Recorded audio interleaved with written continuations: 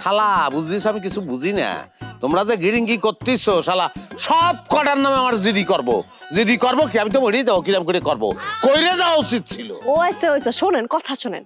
হ্যাঁ, আপনি মরেন কোনো সমস্যা নেই, কিন্তু আমার একটাই কথা, আপনি ফাঁস দিয়ে মরতে পারবেন না। আমি আমার জীবন আমি কিরম করে মরবো না মরবো সেটা তো সম্পূর্ণ আমার ব্যাপার। আমার মতন আমি মরবো। আহা, ফাঁসি দিয়ে বললে তো আমার নামে কেস হয়ে যাবে না। আপনি টেনশন করেন না, আমি আপনার জন্য মরার জন্য সাপ নিয়ে আসছি। কি করছে রে? কে সাপ? সাপ যেন তেন সাপ না, আপনি চিন্তা করেন কি জন্য? আমি ডোরা সাপও নিয়ে আসিনি, সেলা সাপও নিয়ে আসিনি, আমি একদম আসল রাসেল ভাইপা নিয়ে আসি। ওরে বাবা রে, কি করছে রে?